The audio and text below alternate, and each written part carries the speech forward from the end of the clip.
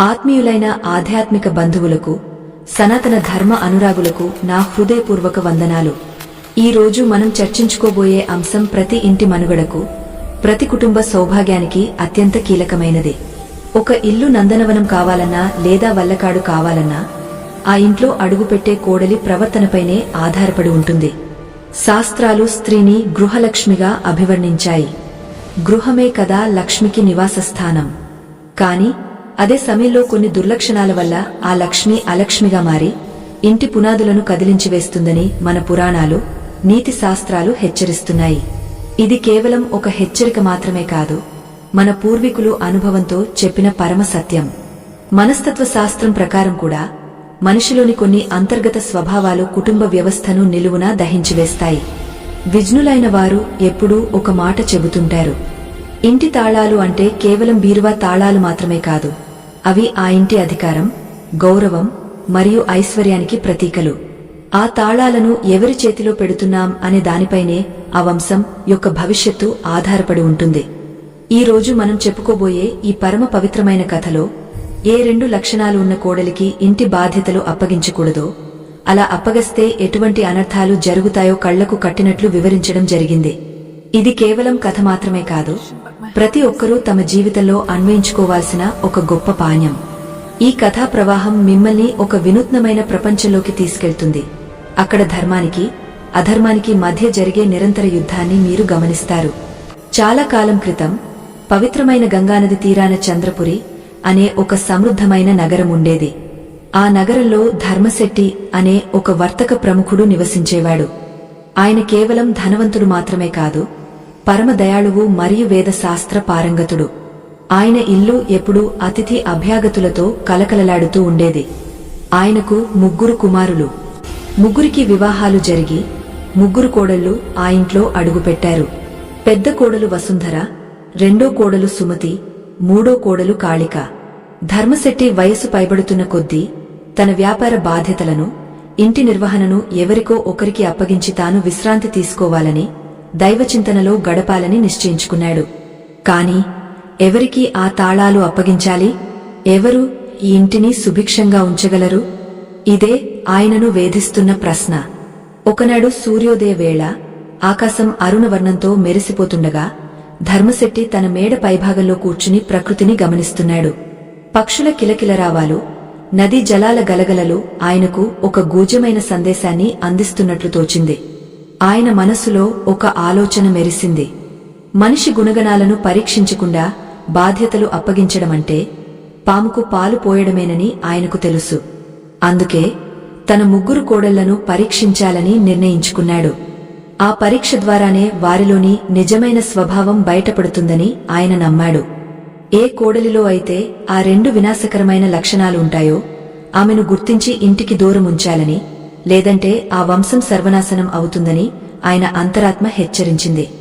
ధర్మశెట్టి తన 3 కోడళ్లను పిలిచి వారి చేతికి 5 చొప్పున ధాన్యపు గింజలను ఇచ్చాడు. అమ్మలారా, నేను ఒక ముఖ్యమైన పని మీద పొరుగు దేశానికి వెళ్తున్నాను. నేను తిరిగి వచ్చే వరకు ఈ 5 గింజలను చాలా జాగ్రత్తగా దాచి ఉంచండి. నేను తిరిగి వచ్చిన తర్వాత వీటిని మీ దగ్గర నుండి తీసుకుంటాను. ఇవే మీ బాధ్యతకు పరీక్ష అని చెప్పి వెళ్లిపోయాడు. అది కేవలం గింజలు మాత్రమే కావు, అవి ఆ ఇంటి భవిష్యత్తుకు విత్తనాలు. ఆ గింజలను వారు ఎలా చూసుకుంటారనే దానిపైనే వారి బుద్ధి బలం, ఇంటి పట్ల వారికి ఉన్న గౌరవం ఆధారపడి ఉన్నాయి. 3 కోడళ్లు ఆ గింజలను తీసుకున్నారు. కాని వారి ఆలోచనలు మాత్రం వేర్వేరుగా ఉన్నాయి. పెద్ద కోడలు వసుంధర చాలా గర్విష్టి. ఆమె ఆ గింజలను చూసి లోలోన నవ్వుకుంది. ముసలి ప్రాణం, తెలివి తక్కువ కాకపోతే ఈ 5 గింజల కోసం ఇంత హడావిడి చేయాలా? మన ఇంట్లో బస్తాల కొద్దీ ధాన్యముండగా ఈ 5 గింజలు ఏమవుతాయి అని భావించింది. ఆమెలోని మొదటి దుర్లక్షణం ఏమిటంటే చిన్న వస్తువుల పట్ల నిర్లక్ష్యం మరియు అధికారం పట్ల అహంకారం. ఆమె ఆ గింజలను కిటికీలోంచి బయటకు విసిరేసింది. మామగారు వచ్చినప్పుడు మళ్లీ అడిగితే ధాన్యపు కొట్టులోంచి 5 గింజలు తీసి ఇచ్చేస్తాను, ఆయనకేం తెలుస్తుంది అని ముతకగా ఆలోచించింది. ఆమెకు తెలియదు ఆ 5 గింజలు ఆమె నిజాయితీకి ప్రతీకలని. రెండో కోడలు సుమతి కొంత ఆలోచనాపరురాలు. ఆమె ఆ గింజలను పవిత్రంగా భావించింది. కాని ఆమెలో ఒక రకమైన భయం, అపనమ్మకం ఉండేవి. ఆమె ఆ గింజలను ఒక చిన్న వెండి డబ్బాలో పెట్టి పూజా గదిలో ఉంచింది. ప్రతిరోజూ వాటికి నమస్కారం చేసేది. కాని ఆ గింజల వల్ల ఎటువంటి ప్రయోజనం చేకూరలేదు. ఆమె భక్తి ఉంది కాని ఆ వస్తువును వృద్ధి చేసే తెలివితేటలు లేవు. ఇక మూడో కోడలు కాళిక విషయానికి వస్తే ఆమె మనసులో కుటిలత్వం గూడు కట్టుకుని ఉంది. ఆమె ఆ గింజలను చూసి ఒక భయంకరమైన పథకం వేసింది. ఈ గింజల ద్వారా తనే ఇంటికి యజమానురాలు కావాలని కలలు కనడం మొదలుపెట్టింది. ఈ క్రమంలోనే ధర్మశెట్టి తన ప్రయాణాన్ని ముగించుకుని తిరిగి వచ్చాడు. ఆయన ముఖంలో ఒక విధమైన గంభీరత ఉంది. ఆయన తన ముగ్గురు కోడళ్లను పిలిచి తాను ఇచ్చిన గింజల గురించి అడిగాడు. ఆ క్షణం నుండి ఆ ఇంట్లో ఒక పెద్ద మార్పు మొదలైంది. వసుంధర గర్వంతో, సుమతి భక్తితో, కాళిక తన మాయాజాలంతో సమాధానాలు ఇచ్చారు. కాని ధర్మశెట్టి కళ్ళు మాత్రం ఆ గింజల వెనుక ఉన్నవారి నిజస్వరూపాలను వెతకడం మొదలుపెట్టాయి. ఆ గింజల పరీక్షలో తేలిన సత్యమేమిటి? ఆ రెండు భయంకరమైన లక్షణాలు ఏమిటి? అవి కోడలిలో ఉంటే ఇల్లు ఎలా గుల్లవుతుంది అనేది ఇప్పుడు మనం తెలుసుకోబోతున్నాం. ఈ రహస్యం తెలిస్తే ఏ ఇంట్లోనైనా శాంతి, సౌభాగ్యాలు వెల్లివిరుస్తాయి. ధర్మశెట్టి ముందుగా పెద్ద కోడలైన వసుంధరను పిలిచి తాను వెళ్లేటప్పుడు ఇచ్చిన 5 ధాన్యపు గింజలను చూపమని అడిగాడు. వసుంధర ఏమాత్రం తడుముకోకుండా లోపలికి వెళ్లి ధాన్యపు కొట్టులో ఉన్న మేలు రకపు 5 గింజలను ఒక బంగారు పళ్ళెంలో పెట్టుకుని వచ్చింది. ఆమె ముఖంలో ఒక విధమైన గర్వం, తృప్తి స్పష్టంగా కనిపిస్తున్నాయి. ముసలివాడిని సులభంగా మోసం చేశానన్న ధీమా ఆమె కళ్లలో ఉట్టిపడుతోంది. ఆమె ఆ పళ్ళెమును మామగారి ముందు ఉంచి, మామగారు, మీరు ఇచ్చిన గింజలు ఇవే, నేను వీటిని చాలా భద్రంగా, పవిత్రంగా దాచాను అని సగర్వంగా అసత్యం పలికింది. ఆమె మాటల్లో వినయం కంటే కూడా తానెంతో గొప్ప పని చేశాననే అహంకారమే ఎక్కువగా ధ్వనించింది. ధర్మశెట్టి ఆ గింజలను తన చేతిలోకి తీసుకుని నిశితంగా పరిశీలించాడు. ఆయనకు తెలుసు, తాను ఇచ్చిన గింజలు ప్రత్యేకమైనవని, వాటిపై తాను ఒక చిన్న ఆధ్యాత్మిక ముద్రను, ఒక సూక్ష్మమైన గుర్తును ఉంచానని. వసుంధర తెచ్చిన గింజలు నిగనిగలాడుతున్నాయి కాని వాటిలో తాను ఆశించిన సత్యం లేదు. ఆయన ఒక దీర్ఘ నిట్టూర్పు విడిచి ఆమె కళ్లలోకి నేరుగా చూశాడు. ఆ చూపులోని తీవ్రతకు వసుంధర ఒక్క క్షణము వణికిపోయింది. వసుంధర, నీవు గింజలను భద్రపరిచానని చెబుతున్నావు కాని నీలోని సత్యాన్ని, ధర్మాన్ని కోల్పోయావు. ఈ గింజలు నేను ఇచ్చినవి కావు. ఒక చిన్న విషయం కోసం, అతి సామాన్యమైన 5 గింజల కోసం అబద్ధం చెప్పే మనస్తత్వమున్న నీకు ఇంటి బాధ్యతలు అప్పగస్తే రేపు నీ స్వార్థం కోసం ఈ వంశ గౌరవాన్ని, ఆస్తులను కూడా అమ్మివేస్తావు అని కఠినంగా హెచ్చరించాడు. మొదటి వినాశకర లక్షణం అహంకారంతో కూడిన అసత్యం. వసుంధరలో ఉన్న మొదటి లక్షణం అహంకారం. ఆమెకు తన ధనం మీద, తన అందమీద ఉన్న గర్వం వల్ల మామగారు ఇచ్చిన చిన్న గింజల విలువ ఆమెకు అర్థం కాలేదు. పెద్దలు ఇచ్చే వస్తువు ఏదైనా అది చిన్నదా పెద్దదా అని చూడకూడదు, దాని వెనుక ఉన్న ఆశీర్వాదాన్ని చూడాలి. కాని వసుంధర ఆ గింజలను నిర్లక్ష్యం చేసి బయట పారేసింది.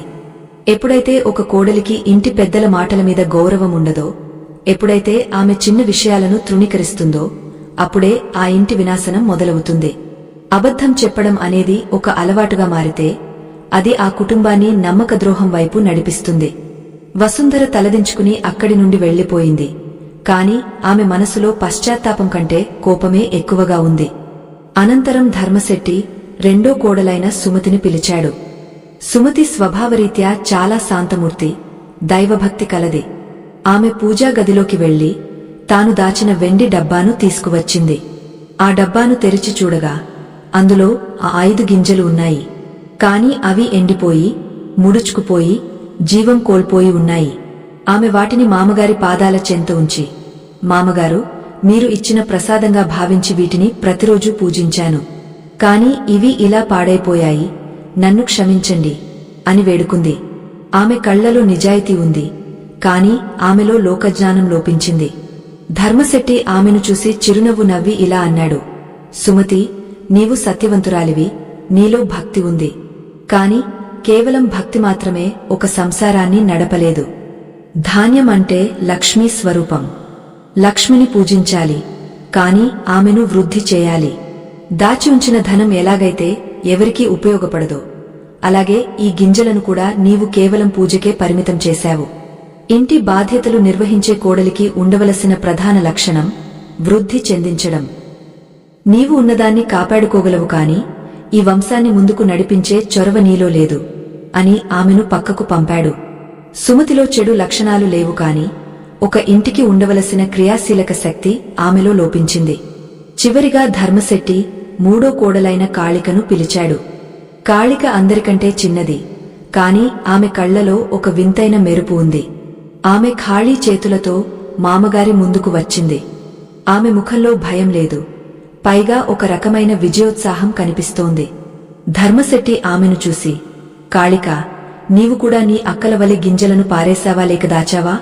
ఎక్కడ ఉన్నాయి నేను ఇచ్చిన ఆ 5 గింజలు అని అడిగాడు. కాళిక వినయంగా వంగ నమస్కరించి, మామగారు, ఆ గింజలు ఇప్పుడు నా దగ్గర లేవు. అవి ఇప్పుడు మన పొలాల్లో ఉన్నాయి. మీరు నాతో వస్తే వాటిని చూపిస్తాను అని సమాధానమిచ్చింది. ధర్మశెట్టి ఆశ్చర్యపోయి ఆమె వెంట ఇంటి వెనుక ఉన్న తోటలోకి వెళ్లాడు. అక్కడ ఒక మూలన పచ్చగా కళకళలాడుతున్న 5 పెద్ద ధాన్యపు కంకులు కనిపించాయి. కాళిక ఆ గింజలను తీసుకోగానే వాటిని మట్టిలో నాటి ప్రతిరోజూ నీరు పోసి పెంచింది. ఆ 5 గింజలు ఇప్పుడు 100 గింజలుగా మారాయి. ఇది చూసి ధర్మశెట్టి ఎంతో సంతోషించాడు. కాళిక, నీవే ఈ ఇంటికి సరైన కోడలివి. ఐశ్వర్యాన్ని ఎలా వృద్ధి చేయాలో నీకు తెలుసు. ఈ ఇంటి తాళాలు అందుకోవడానికి నీవే అర్హురాలివి అని మనసులో అనుకున్నాడు. కాని ఆయన వెంటనే ఆ నిర్ణయానికి రాలేదు. ఎందుకంటే తెలివితేటలు ఉన్నంత మాత్రాన ఒకరు మంచివారు అయిపోరు. ఆ తెలివితేటలను దేనికోసం వాడుతున్నారు అనేది ముఖ్యం. ధర్మశెట్టి తన దివ్యదృష్టితో కాళిక మనసులోకి తొంగచూశాడు. అక్కడ ఆయనకు ఒక భయంకరమైన దృశ్యం కనిపించింది. కాళిక ఆ గింజలను నాటినది కేవలం వృద్ధి చేయడం కోసం మాత్రమే కాదు, ఆ నెపంతో మామగారి నమ్మకాన్ని చూరగొని ఇంటి అధికారాన్ని చేజిక్కించుకోవాలని ఆమె పథకం వేసింది. ఆమె మనసులో తన తోడికోడళ్ల పట్ల విపరీతమైన అసూయ, ద్వేషం ఉన్నాయి. వారిని ఈ ఇంట్లోంచి ఎలాగైనా పంపించి తనే సర్వాధికారిని కావాలని ఆమె కలలు కంటోంది. ఇక్కడే ధర్మశెట్టికి రెండో వినాశకర లక్షణం అర్థమైంది. తెలివితేటలు ఉండి మనసులో కుటిలత్వముంటే అది ఆ ఇంటిని నాశనం చేసే కార్చిచ్చుగా మారుతుంది. రెండో వినాశకర లక్షణం కుటిలత్వం మరియు విభజన బుద్ధి. ఒక కోడలికి ఎన్ని తెలివితేటలు ఉన్నా ఆమెలో కుటిలత్వం మరియు కుటుంబాన్ని చీల్చే స్వభావముంటే ఆమెకు ఇంటి తాళాలు ఇవ్వడమంటే మృత్యువుకు ఆహ్వానం పలకడమే. కాళిక తన తెలివితేటలను ఇంటి ఐకమత్యం కోసం కాకుండా తన స్వార్థం కోసం వాడుతోంది. ఆమె తన అక్కలను మామగారి దృష్టిలో తక్కువ చేసి చూపడానికి ప్రయత్నిస్తోంది. ఏ స్త్రీ అయితే తన తోడికోడళ్లను సోదరిమనుల్లా కాకుండా శత్రువుల్లా చూస్తుందో ఆ ఇల్లు ఎప్పటికీ సుఖంగా ఉండదు. ధర్మశెట్టికి ఇప్పుడు అసలైన సవాలు ఎదురైంది. అబద్ధం చెప్పే వసుంధర, అసమర్థురాలైన సుమతి, కుటిల బుద్ధిగల కాళిక, వీరిలో ఎవరికీ ఇంటి బాధ్యతలు ఇచ్చే పరిస్థితి కనిపించడం లేదు. ఆ రాత్రి ధర్మశెట్టికి నిద్ర పట్టలేదు. చంద్రుని వెన్నెల గదిలోకి ప్రసరిస్తున్నా ఆయన మనసులో మాత్రం అశాంతి నెలకొంది. తన 3 కోడళ్లలో ఉన్న లోపాలు తన వంశాన్ని ఎటు తీసుకువెళతాయో అని ఆయన ఆందోళన చెందాడు.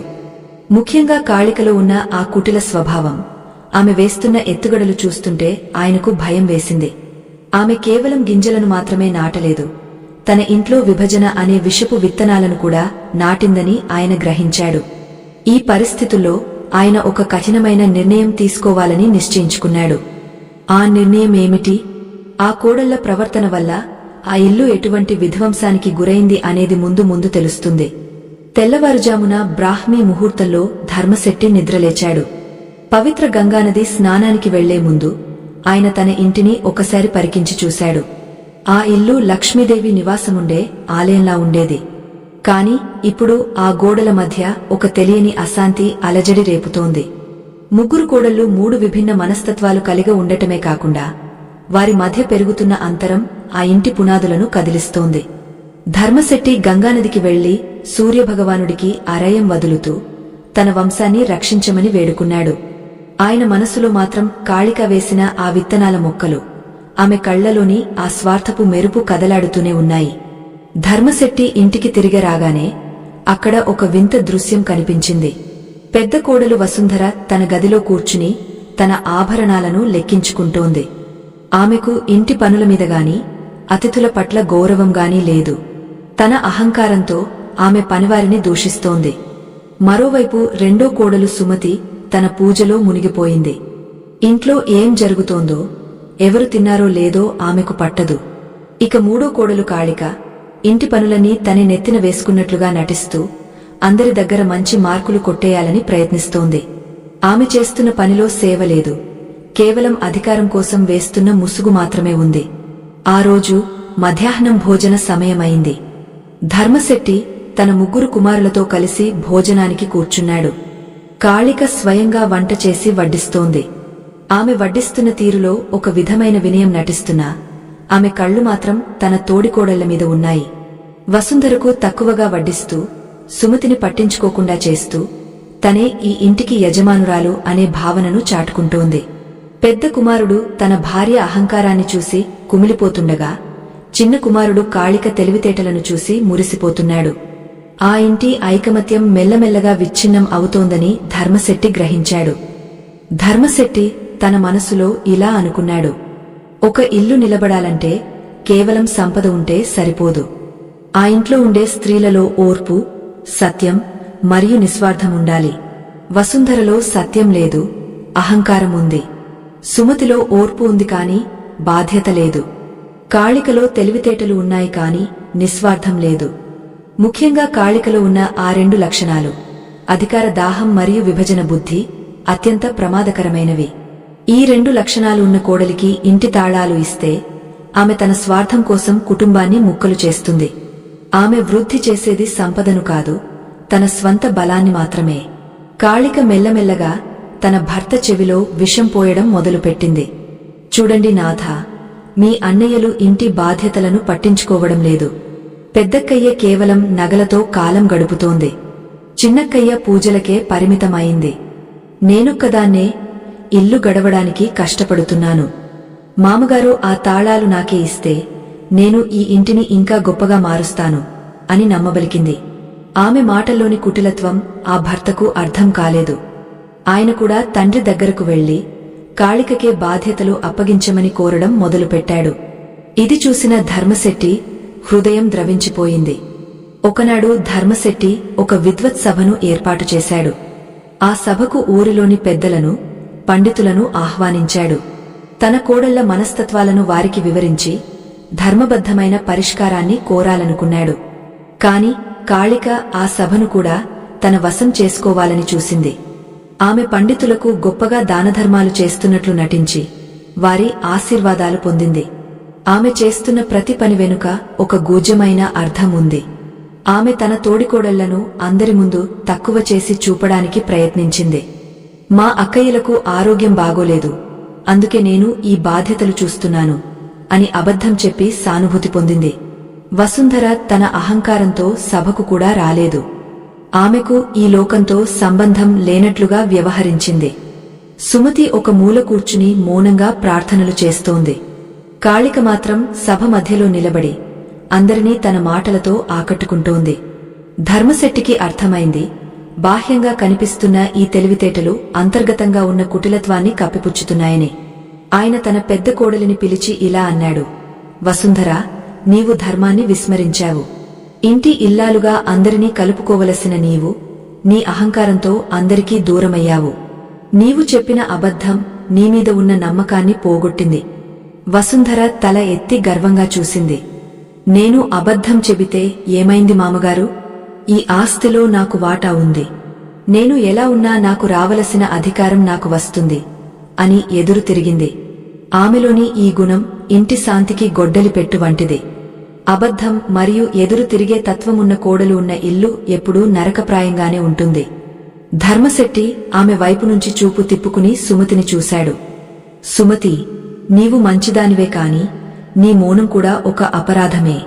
ఇంట్లో అధర్మం జరుగుతుంటే కేవలం దేవుడిని ప్రార్థిస్తూ కూర్చోవడం ధర్మం అనిపించుకోదు.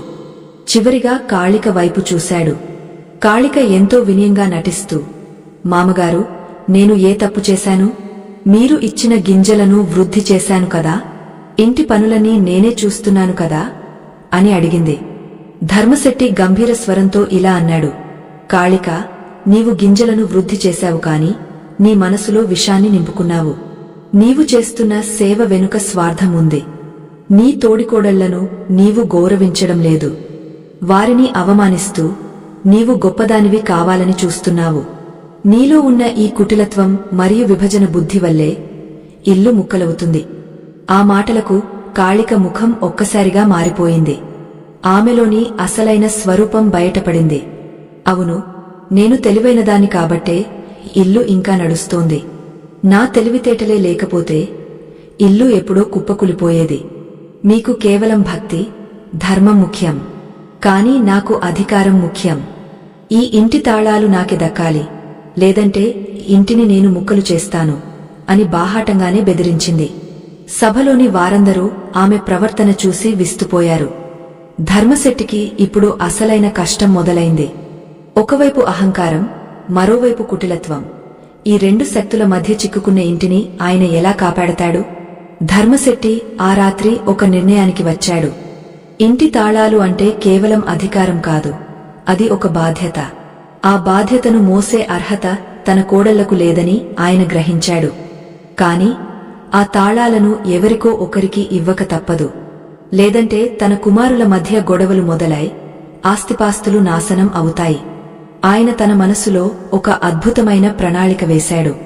ఆ ప్రణాళిక ద్వారా తన కోడళ్లలో మార్పు తీసుకురావాలని, లేదంటే వారిని ఇంటికి దూరంగా ఉంచాలని నిశ్చయించుకున్నాడు. ఆ మరుసటి రోజు ఆయన ఒక పెద్ద విందు ఏర్పాటు చేశాడు. ఆ విందులో జరిగే సంఘటనలు ఆ ఇంటి భవిష్యత్తును మార్చబోతున్నాయి. ఆ మరుసటి రోజు ఉదయాన్నే చంద్రుడి వెన్నెల వెలవెలబోతుండగా సూర్యుడి తొలి కిరణాలు ధర్మశెట్టి ఇంటి ముంగట పడ్డాయి. ఆ ఇల్లు మునుపెన్నడూ లేనంతగా అలంకరించబడింది. ద్వారాలకు పచ్చని తోరణాలు, ముంగట రంగురంగుల ముగ్గులు, గాలిలో అగరువత్తుల సుగంధం పరిమళుస్తోంది. ఊరిలోని ప్రముఖులందరినీ ధర్మశెట్టి ఆ విందుకు ఆహ్వానించాడు. ఇది కేవలం భోజన విందు మాత్రమే కాదు, ఆ ఇంటి భవిష్యత్తును నిర్ణయించే ఒక ధర్మ పరీక్ష అని అక్కడ ఉన్న ఎవరికీ తెలియదు. ధర్మశెట్టి తన గదిలో సిద్ధమవుతూ ఒక వెండి పళ్ళెంలో ఆ వంశపారంపర్యంగా వస్తున్న తాళం చెవుల గుత్తిని ఉంచాడు. ఆ తాళాలు సూర్యకాంతిలో మెరుస్తూ ఒక వింతైన బాధ్యతను గుర్తుచేస్తున్నాయి. పెద్ద కోడలు వసుంధర తన గదిలో అద్దం ముందు నిలబడి మేలరకపు పట్టు వస్త్రాలను ధరించి ఒంటినిండా నగలను అలంకరించుకుంది. ఆమె తనను తాను చూసుకుంటూ, నేనే ఈ ఇంటికి పెద్ద కోడలిని, ఈ ఆభరణాలని నా అధికారానికి గుర్తులు. మామగారు ఆ తాళాలను నాకే ఇవ్వాలి, అది నా హక్కు అని మనసులో అనుకుంది. ఆమె అహంకారం ఆమె కళ్లలో స్పష్టంగా కనిపిస్తోంది. సత్యం పట్ల ఆమెకు గౌరవం లేదు, కేవలం హోదా పట్ల మాత్రమే వ్యామోహం ఉంది. తన వద్దకు వచ్చిన పనివారిని చీదరించుకుంటూ, వారితో అసభ్యంగా ప్రవర్తిస్తూ తన అహంకారాన్ని ప్రదర్శిస్తోంది. ఆమె మనసులో ఉన్న మొదటి వినాశకర లక్షణం అధికార మదం ఆ ఇంటికి ముంచుకొస్తున్న ప్రమాదాన్ని సూచిస్తోంది. రెండో కోడలు సుమతి మౌనంగా తన పనులు చేసుకుంటోంది. ఆమెకు దేనిమీద ఆశ లేదు, కాని దేనిని ఎదిరించే ధైర్యం కూడా లేదు. ఆమె మౌనం ఒక్కోసారి ఇంటికి మేలు చేసినా, కీలక సమయాల్లో ఆమె నిష్క్రియత్వం పెద్ద లోపంగా మారింది. ఆమె పూజాగదిలో దీపం వెలిగించి, భగవంతుడా, ఇంట్లో శాంతిని నిలుపు అని వేడుకుంది. కాని ఆ శాంతిని కాపాడటానికి తాను చేయవలసిన ప్రయత్నం గురించి ఆమె ఆలోచించడం లేదు. కేవలం ప్రార్థనలతోనే సంసారం గడవదు, దానికి కర్మ కూడా తోడవాలి. సుమతి మంచిదే అయినా బాధ్యతలు మోయడానికి సిద్ధంగా లేని బలహీనమైన మనస్తత్వం ఆమెది. ఇక మూడో కోడలు కాళిక విందు ఏర్పాట్లలో అందరికంటే ముందు ఉంది. ప్రతి అతిథిని పలకరిస్తూ, అందరికీ తనే దగ్గరుండి వడ్డిస్తానని చెబుతూ తన మంచితనాన్ని ప్రదర్శించుకుంటోంది. కాని ఆమె ప్రతి అడుగు వెనుక ఒక కుతంత్రం దాగ ఉంది. వంటగదిలోకి వెళ్లి వంటవాళ్లకు తెలియకుండా కొన్ని పదార్థాలలో ఉప్పు ఎక్కువగా వేసింది. అది ఎవరికైనా వడ్డించినప్పుడు వారు అసంతృప్తి చెందితే ఆ నిందను తన తోడికోడళ్ల మీదకు నెట్టాలని ఆమె ఆలోచన. తనను తాను గొప్పగా చూపించుకోవడానికి ఇతరులను కించపరచడం ఆమెకు వెన్నతో పెట్టిన విద్య. ఆమెలోని రెండో వినాశకర లక్షణం కుటిలత్వం ఆ ఇంటి పునాదులను కదిలిస్తోంది. విందు ప్రారంభమైంది. ధర్మశెట్టి అందరినీ ఆహ్వానించి కూర్చోబెట్టాడు. భోజనశాలలో విస్తళ్లు వేయబడ్డాయి. షడ్రసోపేతమైన వంటకాలు సిద్ధంగా ఉన్నాయి. వసుంధర గర్వంతో ఒక పీకె మీద కూర్చుని కేవలం ఆజ్ఞలు జారీ చేస్తోంది. సుమతి భయపడుతూ వడ్డిస్తోంది. కాళిక మాత్రం అతి వినయం నటిస్తూ అతిథుల మనసు గెలుచుకోవడానికి ప్రయత్నిస్తోంది. సరిగ్గా అదే సమయంలో ఇంటి ముంగట ఒక వృద్ధురాలు కనిపించింది. ఆమె చింపిరి బట్టలతో ఆకలితో అలమటిస్తున్నట్లుగా ఉంది. ఆమె లోపలికి రావడానికి ప్రయత్నిస్తుండగా వసుంధర ఆమెను చూసి విరుచుకుపడింది. ఎవరు నువ్వు? ఈ శుభకార్యంలో నీకేం పని? ఇక్కడ గొప్ప గొప్ప వాళ్లు భోజనం చేస్తున్నారు. నిన్ను చూస్తేనే అసహ్యం వేస్తోంది. వెళ్ళిపో ఇక్కడి నుంచి అని గర్జించింది. వసుంధర మాటలు విని ఆ వృద్ధురాలు కళ్లలో నీళ్లు తిరుగుతుండగా వెనక్కి తగ్గింది. అప్పుడు కాళిక ముందుకు వచ్చి, అయ్యో పెద్దక్కయ్యా, అలా అనకండి. పాపం ఆవిడ ఆకలితో ఉన్నట్లు ఉంది అని సానుభూతి చూపిస్తున్నట్లు నటించింది. కాని ఆమె ఆ వృద్ధురాలికి భోజనం పెట్టలేదు. బదులుగా తన భర్తకు వినిపించేలా పెద్దగా ఇలా అంది, చూడండి నాథా, పెద్దక్కయ్యకు పేదలంటే ఎంత చులకనో. నేను అయితే ఆవిడను లోపలికి రానిచ్చేదాన్ని, కాని పెద్దక్కయ్య మాటను నేను జవదాటలేను కదా అని ఒక విషపు మాటను వదిలింది. ఇది విన్న కాళిక భర్త మనసులో వసుంధర పట్ల ద్వేషం, కాళిక పట్ల గౌరవం పెరిగాయి. కాళిక వేసిన ఎత్తుగడ పారింది. ధర్మశెట్టి ఇదంతా దూరం నుండి గమనిస్తున్నాడు. ఆ వృద్ధురాలు సామాన్యురాలు కాదు, ఆమె ఒక గొప్ప విజ్ఞాని. ధర్మశెట్టి ఆమెను తన పరీక్ష కోసం పంపిన వ్యక్తి. వసుంధరలోని అహంకారం, అబద్ధపు ముసుగు అక్కడ బయటపడ్డాయి. కాళికలోని కుటిలత్వం, విభజన బుద్ధి కూడా స్పష్టమయ్యాయి. ఆమె ఆ వృద్ధురాలిని ఆదుకోవడం కంటే తన అక్కను తక్కువ చేయడానికి ఆ సందర్భాన్ని వాడుకుంది. ఒక కుటుంబంలో కోడలు ఎప్పుడైతే తన తోడికోడలిని శత్రువులా చూస్తుందో అప్పుడే ఆ వంశం యొక్క వినాశనం మొదలవుతుంది. ఈ రెండు లక్షణాలు, ఒకటి అహంకారంతో కూడిన అసత్యం, రెండోది స్వార్థంతో కూడిన కుటిలత్వం, ఇవే ఆ ఇంటిని దహించే అగ్నికీలలు. భోజన ముగసిన తర్వాత ధర్మశెట్టి అందరినీ సభ గదిలోకి పిలిచాడు. ఆ వెండి పళ్ళెంలో ఉన్న తాళం చెవులను అందరికీ కనిపించేలా మధ్యలో ఉంచాడు. అమ్మలారా, మీ అందరి ప్రవర్తనను నేను గమనించాను. ఈ ఇంటికి లక్ష్మీదేవి ఎవరవుతారో ఇప్పుడు తేలిపోతుంది. వసుంధర, నీవు ఈ ఇంటి పెద్ద కోడలివి. నీకు ఆ తాళాలు ఇస్తే నువ్వు ఏం చేస్తావు అని అడిగాడు. వసుంధర సగర్వంగా, నేను ఇంటి అధికారాన్ని చేజిక్కించుకుంటాను. ఎవరికి ఎంత పెట్టాలో, ఎవరు ఎక్కడ ఉండాలో నేనే నిర్ణయిస్తాను. నా మాటకు ఎదురు ఉండకూడదు అని చెప్పింది. ఆమె మాటల్లో ప్రేమ లేదు, కేవలం శాసనం మాత్రమే ఉంది. తరువాత కాళికను అడిగాడు. కాళిక వినయంగా వంగి, మామగారు, మీరు ఆ తాళాలు నాకు ఇస్తే నేను ఈ ఇంటిని ఒక సామ్రాజ్యంలా మారుస్తాను. అందరినీ నా అదుపులో ఉంచుతాను. ఎవరైనా తప్పు చేస్తే వారిని శిక్షిస్తాను. నేను చెప్పిందే వేదం కావాలి అని తన మనసులోని అధికార దాహాన్ని వెళ్లగక్కింది. ఆమె మాటలు పైకి వినసొంపుగా ఉన్నా లోపల మాత్రం క్రూరత్వం దాగ ఉంది. ధర్మశెట్టి ఒక దీర్ఘ నిట్టూర్పు విడిచాడు. ఈ ముగ్గురిలో ఎవరికీ ఆ తాళాలు ఇచ్చే అర్హత లేదని ఆయనకు అర్థమైంది.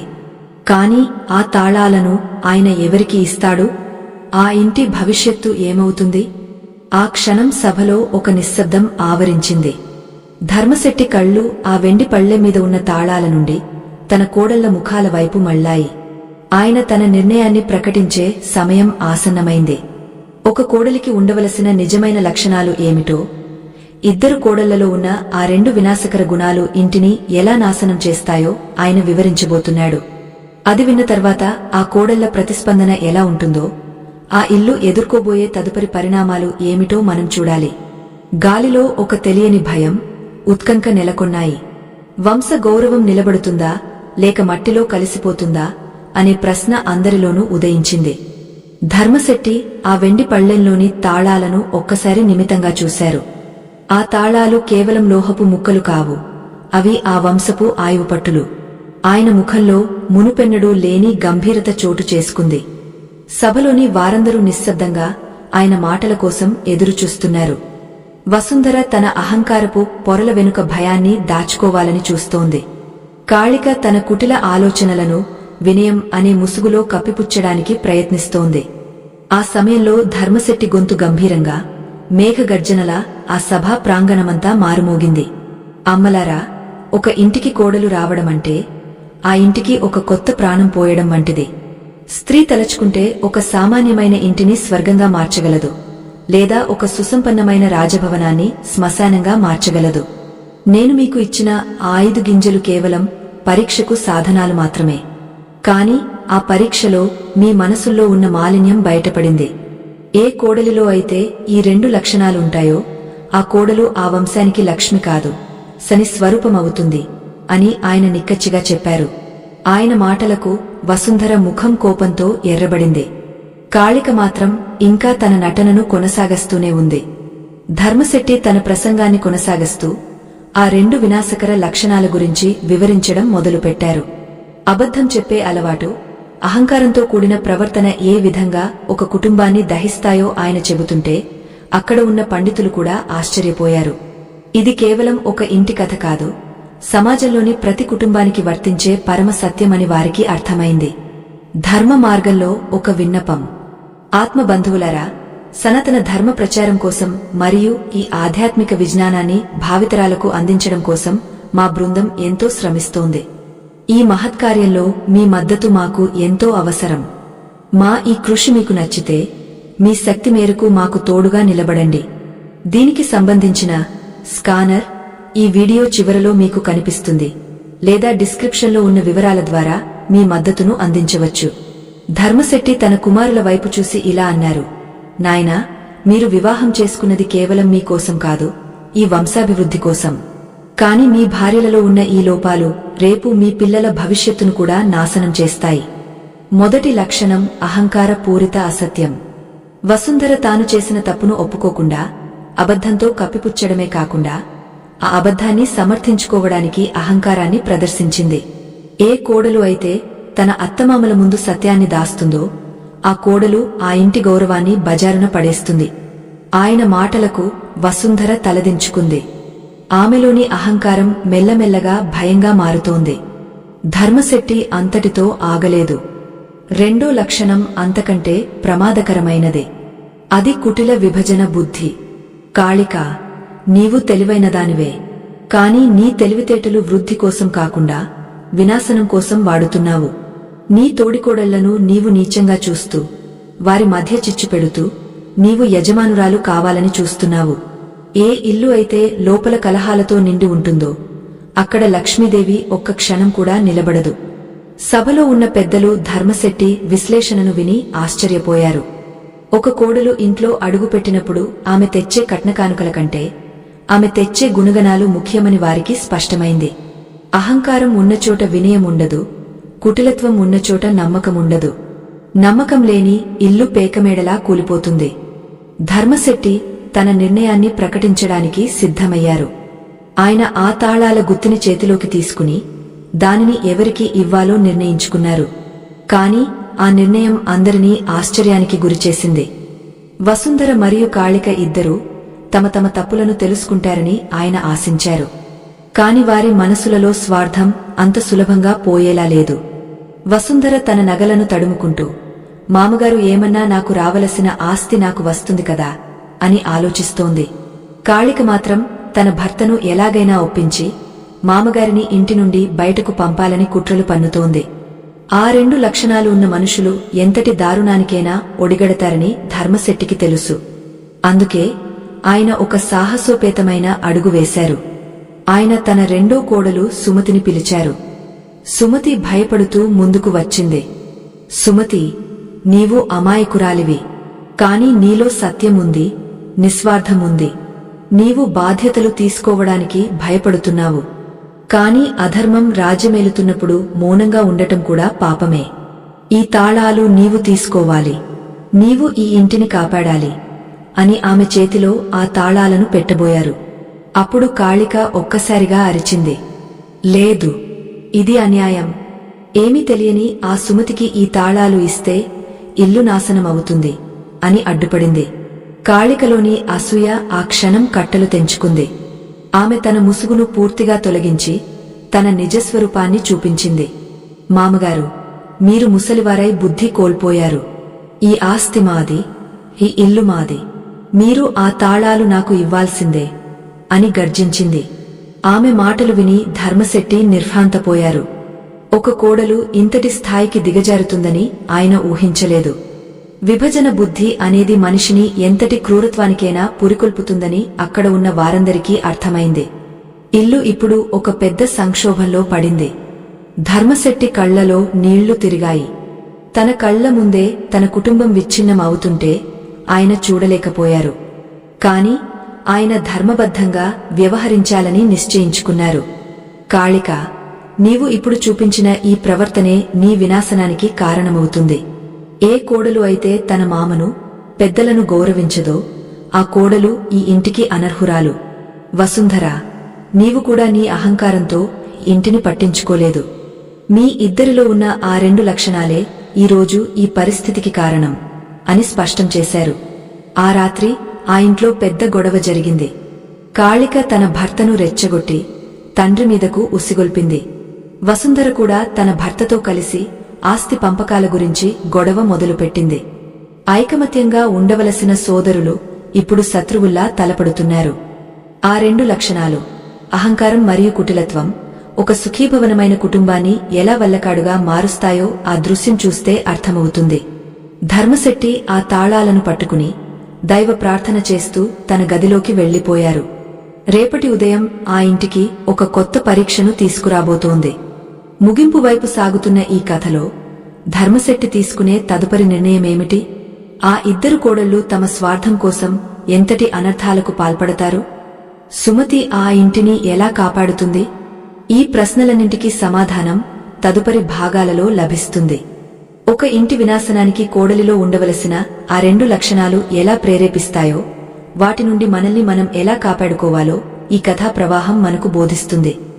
ధర్మం ఎప్పుడూ జయిస్తుందని, కాని ఆ జయం వెనుక ఎంతో త్యాగం ఉంటుందని మనం గుర్తుంచుకోవాలి.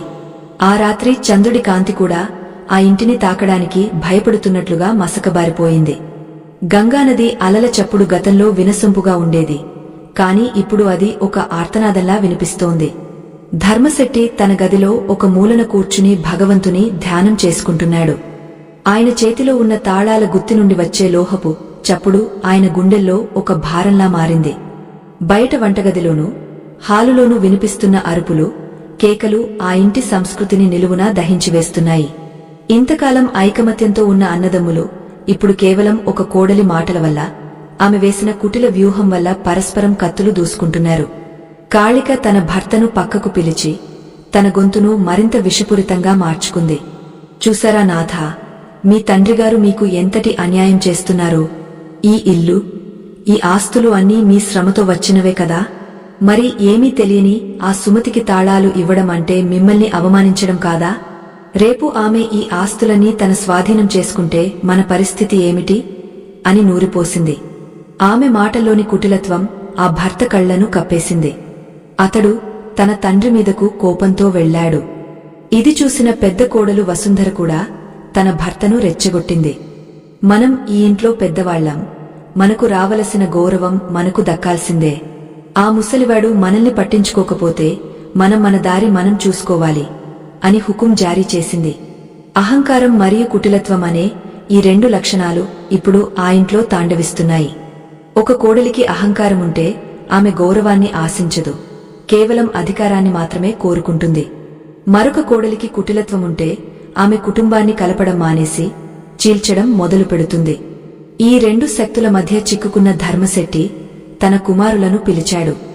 నాయనలారా, ఈ ఆస్తులు, ఈ అంతస్తులు శాశ్వతం కావు.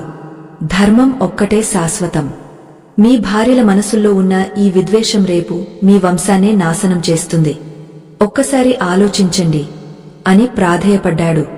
కాని వారు తమ భార్యల మాయలో పడి తండ్రి మాటలను పెడచెవిన పెట్టారు. సరిగ్గా ఆ సమయంలో ఒక వింత సంఘటన జరిగింది. ధర్మశెట్టి గదిలోకి ఒక కాంతి ప్రసరించింది. ఆ కాంతిలో ఒక యోగా స్వరూపం కనిపించింది. ఆయన మరెవరో కాదు, ధర్మశెట్టి పూర్వీకుల కాలం నాటి కులగురువులు. ఆయన గంభీర స్వరంతో ఇలా అన్నారు, ధర్మశెట్టి, నీవు ధర్మం కోసం తాపత్రయపడుతున్నావు, అది చాలా మంచిది. కాని ఏ ఇంట్లో అయితే లక్ష్మీ స్వరూపమైన కోడళ్లు ఇలా ప్రవర్తిస్తారో అక్కడ శాంతి నెలకొనడం అసాధ్యం. అహంకారంతో అబద్ధం చెప్పే కోడలు ఉన్న ఇల్లు ఐశ్వర్యమున్న దరిద్రంతో సమానం. కుటిలత్వంతో కుటుంబాన్ని విడగొట్టే కోడలు ఉన్న ఇల్లు నరకప్రాయం. ఈ ఇద్దరిలో మార్పు రానంత వరకు ఈ తాళాలు ఎవరికి ఇచ్చినా అది విధ్వంసానికే దారితీస్తుంది. ఆ యోగ మాటలు విన్న తర్వాత ధర్మశెట్టికి ఒక మార్గం కనిపించింది. ఆయన మరుసటి రోజు ఉదయాన్నే తన కుమారులను, కోడళ్లను ఒక చోట చేర్చాడు. అమ్మలారా, మీరు ఈ ఇంటి ఆస్తుల కోసం గొడవ పడుతున్నారు కదా, సరే, నేను ఈరోజే ఆస్తి పంపకాలు చేస్తాను. ఎవరికి ఏది కావాలో కోరుకోండి. కాని ఒక షరతు ఉంది. ఆస్తి తీసుకున్నవారు ఇంటి పరువును, గౌరవాన్ని కూడా కాపాడాలి. ఎవరైతే ఈ ఇంటి గౌరవానికి భంగం కలిగేస్తారో వారికి ఈ ఆస్తిలో ఒక్క గింజ కూడా దక్కదు అని ప్రకటించాడు. ఆ మాట వినగానే వసుంధర, కాళిక ఇద్దరూ ఒకరి ముఖం ఒకరు చూసుకున్నారు. వారికి ఆస్తి ముఖ్యం కాని ఆ బాధ్యతను మోసే ఓపిక లేదు. వసుంధర ముందుకొచ్చి, నాకు ఈ రాజభవనం లాంటి ఇల్లు, ఆభరణాలు కావాలి. ఇవి నా హోదాకు తగినవి అని అడిగింది. కాళిక తెలివిగా, నాకు పొలాలు, వ్యాపార సంస్థలు కావాలి. సంపదను సృష్టించే శక్తి నా దగ్గర ఉంది అని కోరుకుంది. ఇక సుమతి మాత్రం కళ్ల నిండా నీళ్లతో, నాకు ఏమీ వద్దు మామగారు, మీ ఆశీర్వాదముంటే చాలు. నేను ఇంటి మూలన పడి ఉంటాను అని విలపించింది. ధర్మశెట్టి చిరునవ్వు నవ్వి, సరే, మీ కోరికల ప్రకారమే ఇస్తాను. కాని ఈ తాళాలు మాత్రం నేను చెప్పినప్పుడే మీకు అందుతాయి అని ఒక గడువు విధించాడు. ఆ గడువు లోపల వారు తమ గుణాలను నిరూపించుకోవాలి. ఆ రోజు నుండి ఆ ఇంట్లో వింత పరిస్థితులు నెలకొన్నాయి. వసుంధర తన రాజభవనాన్ని అలంకరించుకోవడంలో, పనివారిని హింసించడంలో మునిగిపోయింది. ఆమె అహంకారం రోజురోజుకు పెరిగిపోతోంది. ఆమె భర్త కూడా ఆమె మాట విని పరాయి వారితో గొడవలు పడటం మొదలుపెట్టాడు. ఊరిలో ఆ కుటుంబం పరువు మెల్లమెల్లగా మసకబారుతోంది. అహంకారం ఎప్పుడూ ఒంటరితనాన్ని తీసుకువస్తుంది. వసుంధర దగ్గరకు రావడానికి ఎవరూ సాహసించడం లేదు. ఆమె వద్ద ధనముంది కాని పలకరించే మనిషి లేడు.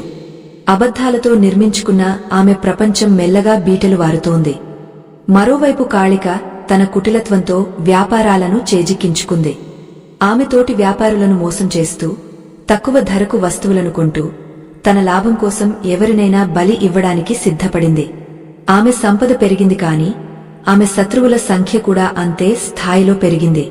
తన సొంత తోడికోడలి మీద పగ తీర్చుకోవడానికి ఆమె కొత్త కుట్రలు పన్నుతోంది. విభజన బుద్ధి కలిగిన మనిషి ఎప్పుడూ ఇతరుల కష్టాల్లో సుఖాన్ని వెతుక్కుంటాడు. కాళిక ప్రవర్తన వల్ల వ్యాపారంలో నష్టాలు రావడం మొదలయ్యాయి. ఆమె నమ్మినవారే ఆమెను మోసం చేయడం ప్రారంభించారు. ధర్మశెట్టి ఇదంతా మౌనంగా గమనిస్తున్నాడు. ఆయనకు తెలుసు, ప్రకృతి ఎప్పుడూ అన్యాయాన్ని సహించదని. అహంకారం మరియు కుటిలత్వం అనే ఈ రెండు లక్షణాలు ఉన్నవారు తమను తామే నాశనం చేసుకుంటారని ఆయన నమ్మాడు. ఒక కోడలు ఇంటికి రావడం అంటే దీపం వెలిగించినట్లు ఉండాలి. కాని ఇద్దరు మాత్రం ఆ దీపాన్ని ఆర్పే గాలివానలా మారారు. వారి ప్రవర్తన వల్ల ఆ ఇల్లు ఇప్పుడు ఒక పెద్ద ఆపదలో చిక్కుకుంది. ఆపద ఏమిటి? ఆ ఇద్దరు కోడళ్లు తమ తప్పులను ఎలా తెలుసుకుంటారు? లేక ఆ ఇంటి విధ్వంసానికి వారే కారణమవుతారా? ఆ సమయంలో ఊరిలోకి ఒక గొప్ప ధర్మ పండితుడు వచ్చాడు. ఆయన సంచారం చేస్తూ ధర్మశెట్టి ఇంటికి అతిథిగా వచ్చాడు. ఆ పండితుడి రాకతో ఆ ఇంటి కథ మలుపు తిరిగింది. ఆయన ముఖంలో ఒక వింతైన తేజస్సు ఉంది. ఆయన ఆ ఇంటి పరిస్థితులను చూసి ఒక లోతైన రహస్యాన్ని బయటపెట్టాడు. ఆ రహస్యం విన్న తర్వాత వసుంధర, కాళికల గుండెల్లో రైళ్లు పరిగెత్తాయి. వారు దాచిన రహస్యాలు, వారు చేసిన తప్పులు ఒక్కొక్కటిగా బయటపడటం మొదలయ్యాయి. ఆ పండితుడు చెప్పిన ఆ పరమ సత్యమేమిటి? అది ఈ కోడళ్ల జీవితాలను ఎలా మార్చబోతోంది? సత్యం ఎప్పుడూ నివురు గప్పిన నిప్పులా ఉంటుంది. దాన్ని ఎంత దాచాలని చూసినా అది ఏదో ఒక రూపంలో బయటపడుతుంది. ధర్మశెట్టి తన ఓర్పుతో ఆ సమయం కోసం వేచి చూశాడు. ఈ కోడళ్లలోని ఆ రెండు వినాశకర లక్షణాలు వారిని ఎక్కడికి చేరుస్తాయో ఇప్పుడు స్పష్టమవుతోంది. ఇంటి తాళాలు అంటే కేవలం అధికారం కాదు, అది ఒక పవిత్రమైన బాధ్యత అని గ్రహించని వారికి అది ఒక శాపంగా మారుతుంది. ఆ పండితుడు చెప్పబోయే ఆ మాటల కోసం, ఆ ఇంటి భవిష్యత్తు కోసం మనం వేచి చూడాలి. గాలిలో ఇప్పుడు సత్యం యొక్క గంధం పరిమళించబోతోంది. ఆ పండితుడు సభామధ్యంలో ఆసీనుడై తన గంభీరమైన కళ్లతో ఆ ఇంటి పరిసరాలను ఒక్కసారి కలేజూశారు. ఆయన చూపుల్లో ఒక విధమైన దివ్యత్వం, మరెంతో నిశితమైన విశ్లేషణ కనిపిస్తున్నాయి. ధర్మశెట్టి ఆ పండితుని పాదాలకు నమస్కరించి తన ఇంటిని ఆవహించిన ఈ అశాంతిని తొలగించమని ప్రార్థించాడు. ఆ పండితుడు మెల్లగా నోరు విప్పి ఇలా అనడం ప్రారంభించారు. ఒక గృహం కేవలం ఇటుకలు, రాళ్లతో నిర్మించబడదు. అది ఆ ఇంట్లోని స్త్రీల శ్వాసతో, వారి నడవడికతో ప్రాణం పోసుకుంటుంది. ఎక్కడైతే ధర్మం తప్పుతుందో అక్కడ ఐశ్వర్యమున్నా అది అరిష్టానికే దారితీస్తుందని ఆయన గంభీరంగా హెచ్చరించారు. శాస్త్రాల ప్రకారం గృహలక్ష్మికి కొన్ని ప్రత్యేక లక్షణాలుండాలి. కాని ఇంట్లో ఆ లక్షణాలు తిరోగమనం చెందుతున్నాయి. ఆ పండితుడు చెప్పిన మాటలు వింటుంటే వసుంధరకు తన అహంకారం గుర్తుకు వచ్చి మనసులో ఒక రకమైన అశాంతి మొదలైంది. కాళిక మాత్రం ఆ పండితుడిని కూడా తన మాయాజాలంతో లోబరుచుకోవాలని చూసింది. కాని ఆయన జాననేత్రం ముందు ఆమె కుటిలత్వం నిలబడలేకపోయింది. మనిషిలోని స్వభావం నీటిమీద రాత వంటిది కాదు, అది రాతిమీద చెక్కిన శిల్పం వంటిది. దానిని మార్చడం అంత సులభం కాదని ఆయన నొక్కి చెప్పారు. ముఖ్యంగా ఏ ఇద్దరు కోడళ్లలో అయితే అహంకారము మరియు కుటిలత్వముంటాయో ఆ ఇల్లు ధర్మచ్యుతికి లోనవుతుందని వివరించారు. ఆయన ప్రసంగం కొనసాగుతుండగానే అకస్మాత్తుగా ఆ ఇంటి వెనుక భాగం నుండి పెద్ద ఎత్తున పొగలు రావడం మొదలైంది. ధాన్యపు కొట్టులో నిప్పు అంటుకుందని పనివారు కేకలు వేయడం వినిపించింది. అది చూసి ఆ ప్రాంతమంతా గందరగోళం నెలకొంది. ధర్మశెట్టి హతాశుడై అటువైపు పరిగెత్తాడు. కాని ఆ సమయంలో ఆ ముగ్గురు కోడళ్లు ప్రవర్తించిన తీరు వారి అసలైన స్వరూపాలను మరోసారి బయటపెట్టింది. నిప్పు ఆరపడం కంటే ఆ విపత్తులో తమ స్వార్థాన్ని ఎలా కాపాడుకోవాలో అన్న ఆలోచనే వారిని నడిపించింది. ఇది కేవలం అగ్ని ప్రమాదం కాదు, వారి ఆత్మలకు ఎదురైన అగ్ని పరీక్షగా మారింది. పెద్ద కోడలు వసుంధర మంటలను చూడగానే ముందుగా తన గదిలోకి పరిగెత్తింది. ఆమెకు తన మామగారి ప్రాణం కంటే, తన భర్త క్షేమం కంటే తాను దాచుకున్న బంగారు ఆభరణాల పెట్టెలే ముఖ్యమయ్యాయి. ఆ పెట్టెలను పట్టుకుని బయటకు వస్తూ పొగలో చిక్కుకున్న సేవకులను కనీసం పలకరించలేదు. ఆమెలోని మొదటి వినాశకర లక్షణం అయిన అహంకారపూరిత స్వార్థం అక్కడ స్పష్టంగా కనిపించింది. ఇతరుల ప్రాణాలు పోతున్నా తన సంపద సురక్షితంగా ఉండాలని కోరుకునే స్త్రీ ఆ ఇంటికి ఎన్నటికీ రక్షణ కవచం కాలేదని ఆ పండితుడు దూరం నుండి గమనిస్తూనే ఉన్నారు. మరోవైపు కాళిక పరిస్థితి మరింత వింతగా ఉంది. ఆమె మంటలను ఆర్పడానికి వెళ్తున్నట్లు నటించి తెలివిగా ధర్మశెట్టి గదిలోకి వెళ్ళింది. ఆ గందరగోళంలో ఎవరు గమనించని సమయంలో బీరువాలో ఉన్న ఆస్తి పత్రాలను, కీలకమైన తాళం చెవులను దొంగిలించడానికి ప్రయత్నించింది. ఆమెలోని రెండో వినాశకర లక్షణం అయిన కుటిలత్వం ఇక్కడ పరాకాష్ఠకు చేరింది. ఒక విపత్తును కూడా తన స్వార్థానికి అనుకూలంగా మార్చుకోవాలనుకునే మనస్తత్వం ఆమెది. కుటుంబాన్ని ఏకం చేయవలసిన సమయంలో విభజన బుద్ధితో ఆస్తిని కాజేయాలని చూడటం ఆమె పతనానికి నాంది పలికింది. కాని రెండో కోడలు సుమతి మాత్రం అందరికీ భిన్నంగా ప్రవర్తించింది. ఆమె తన ప్రాణాలను లెక్క చేయకుండా మంటల్లో చిక్కుకున్న గోవులను విడిపించడానికి గోశాలకు పరిగెత్తింది. ఆ మూగజీవాల ఆర్తనాదాలు ఆమెను కదలించాయి. ఆ తర్వాత తన మామగారిని సురక్షిత ప్రదేశానికి తీసుకువచ్చి మంటలను ఆర్పడానికి తన వంతు ప్రయత్నం చేసింది. ఆమె దగ్గర ఆభరణాలు లేవు, ఆస్తిపత్రాలు లేవు, కాని ఆమె మనసు నిండా కరుణ ఉంది. ఆ కరుణే ఆ రోజు ఆ ఇంటిని ఒక పెద్ద ప్రమాదం నుండి కాపాడింది. సుమతి ప్రవర్తన చూసి ధర్మశెట్టి కళ్లలో నీళ్లు తిరిగాయి. అగ్నికీలలు అదుపులోకి వచ్చిన తర్వాత పండితుడు అందరినీ ఉద్దేశించి మాట్లాడారు. ఈ అగ్ని ప్రమాదం వల్ల జరిగిన నష్టం కంటే మీ మనసుల్లో ఉన్న మాలిన్యం వల్ల జరుగుతున్న నష్టమే ఎక్కువ అని ఆయన అన్నారు. వసుంధర, నీవు ధనాన్ని ప్రేమించావు కాని ధర్మాన్ని కాదు. కాళిక, నీవు అధికారాన్ని కాంక్షించావు కాని అనురాగాన్ని కాదు. ఈ రెండు లక్షణాలు ఉన్న చోట లక్ష్మీదేవి నిలవదు, సరే కదా, కనీసం మానవత్వం కూడా ఉండదు అని ఆయన కుండబద్దలు కొట్టినట్లు చెప్పారు. ఆ మాటలకు సభలోని వారందరూ నివ్వెరపోయారు. వసుంధర తన నగలను చూసుకుంటూ గర్వంగా ఇలా అంది, ఈ నగలు ఉంటే నేను ఎక్కడైనా బతకగలను, ఇల్లు తగలబడితే నాకేంటి అని నిర్లక్ష్యంగా మాట్లాడింది. ఆమెలోని అహంకారం అబద్ధాలతో కలిసి ఒక భయంకరమైన రూపం దాల్చింది. కాళిక కూడా వెనక్కి తగ్గలేదు. తన చేతిలో ఉన్న పత్రాలను చూపిస్తూ, ఇక ఈ ఇంటి అధికారం నాదే, మామగారు నన్ను ఏం చేయలేరు అని సవాలు విసిరింది. కుటిలత్వమున్న మనిషికి కృతజ్ఞత అనేది ఉండదు. వారు తమను పెంచి పోషించిన వారిని కూడా కాలదన్నడానికి సిద్ధపడతారు. ధర్మశెట్టి గుండె బరువెక్కింది. తన కోడళ్లలోని ఈ వికృత రూపాలు చూసిన తర్వాత ఆయనకు ఒక విషయం అర్థమైంది. సంస్కారం లేని చదువు, గుణం లేని అందం, ధర్మం లేని సంపద అన్నీ వ్యర్థమే. ఆ పండితుడు చెప్పినట్లుగా ఇద్దరు కోడళ్లు ఆ ఇంటి విధ్వంసానికి కారణమవుతున్నారు. వారిలో మార్పు వస్తుందని ఆశించడం ఎండమావుల వెంట పడటమేనని ఆయన గ్రహించాడు. కాని ధర్మం ఎప్పుడూ ఒక దారి చూపిస్తుంది. ఆ దారి ఏమిటో, ఈ వినాశనానికి అంతం ఎక్కడో ఆయనకు ఆ పండితుడే వివరించబోతున్నాడు. ఆ పండితుడు ఒక రహస్యగది వైపు చూపిస్తూ, అక్కడ ఒక అద్భుతమైన శక్తి ఉందని, అది కేవలం సత్యవంతులకే కనిపిస్తుందని చెప్పారు. వసుంధర, కాళిక ఇద్దరూ ఆ గదిలో ఏదో గొప్ప నిధి ఉందని భావించి అటువైపు పరిగెత్తారు. కాని ఆ గదిలో వారికి ఎదురైన దృశ్యం వారి జీవితాలనే మార్చివేసింది. అది సంపద కాదు, వారి వారి పాపాల ప్రతిబింబం. ఆ గదిలో వారు ఏం చూశారు? వారి అహంకారం, కుటిలత్వం వారిని ఎలా దహించివేశాయో తదుపరి ఘట్టంలో మనం చూడబోతున్నాం. సత్యం యొక్క తీర్పు ఎప్పుడూ కఠినంగానే ఉంటుంది. ఆ గది తలుపులు భారంగా విచ్చుకున్నాయి. లోపల వెలుగు రవ్వలు మెరుస్తాయని ఆశించిన వసుంధరకు, కాళికకు కేవలం చిమ్మచీకటి మాత్రమే స్వాగతం పలికింది. ఆ చీకటిలో ఒక వింతైన నిశ్శబ్దం గూడుకట్టుకుని ఉంది. అడుగుతీసి అడుగు వేస్తుంటే వారి పాదాల కింద నేల కదులుతున్నట్లు, గోడలు వారితో మాట్లాడుతున్నట్లు ఒక భ్రమ కలిగింది.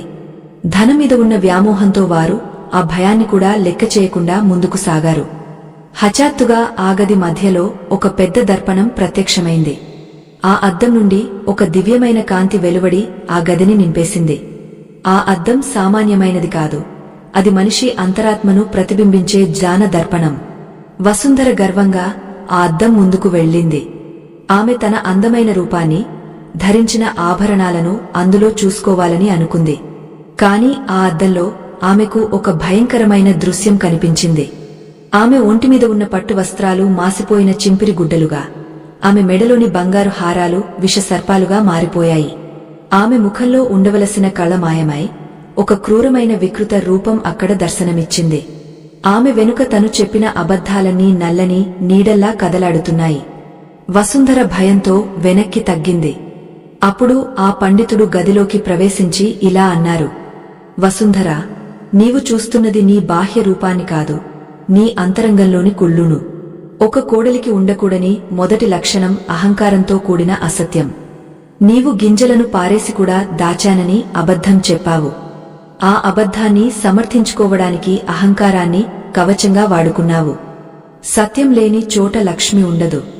ఏ కోడలైతే తన తప్పును అబద్ధంతో కప్పిపుచ్చుతుందో ఆ కోడలు ఆ ఇంటి పునాదులను నిలువునా దహించివేస్తుంది. నీవు దాచుకున్న ఈ నగలు రేపు నీకు తోడుగా రావు, కేవలం నీ కర్మ మాత్రమే మిగులుతుంది. కాళిక మాత్రం ఆ దృశ్యాన్ని చూసి కూడా తన తెలివితేటల మీద ధీమాతో ఉంది. ఆమె ఆ అద్దం ముందుకు వెళ్లి నిలబడింది. తన కుటిల బుద్ధితో ఈ అద్దాన్ని కూడా మోసం చేయగలనని ఆమె భ్రమపడింది. కాని ఆ అద్దంలో ఆమెకు తాను నిర్మించుకున్న మాయా సామ్రాజ్యం కూలిపోతున్నట్లు కనిపించింది. ఆమె ఎవరి మధ్య అయితే గొడవలు పెట్టిందో ఆ మనుషులందరూ ఆమెను చుట్టుముట్టి బాధిస్తున్నట్లు తోచింది. ఆమె చేతిలో ఉన్న ఆస్తిపత్రాలు రాలిపోయిన ఎండుటాకులుగా మారి గాలిలో కలిసిపోయాయి. ఆమె కళ్లలో ఉన్న అధికార దాహం ఆమెనే భస్మం చేస్తున్నట్లు ఒక మంట రేగింది. పండితుడు కాళిక వైపు చూసి గంభీరంగా ఇలా చెప్పారు: కాళిక, నీవు చూస్తున్నది నీ భవిష్యత్తును. ఒక కోడలికి ఉండకూడని రెండో భయంకర లక్షణం కుటిల విభజన బుద్ధి. నీవు తెలివైన దానివే కాని ఆ తెలివిని కుటుంబాన్ని చీల్చడానికి వాడుతున్నావు. అన్నదమ్ముల మధ్య, తోడికోడళ్ల మధ్య నీవు నాటిన అసూయ అనే విత్తనాలు ఇప్పుడు విషవృక్షాలుగా మారాయి. అధికారం కోసం ఆరాటపడే స్త్రీ తన ఇంటిని తానే వల్లకాడుగా మారుస్తుంది. ఏ ఇంట్లో అయితే కోడలు విభజన రాజకీయాలు చేస్తుందో ఆ ఇంట్లో ఉన్న దేవతలు ఆకలితో అలమటించి వెళ్లిపోతారు. నీ తెలివితేటలు వినాశనానికి దారితీసే ఆయుధాలు మాత్రమే. ఆ మాటలు వింటుంటే కాళిక గుండెల్లో రాయి పడింది.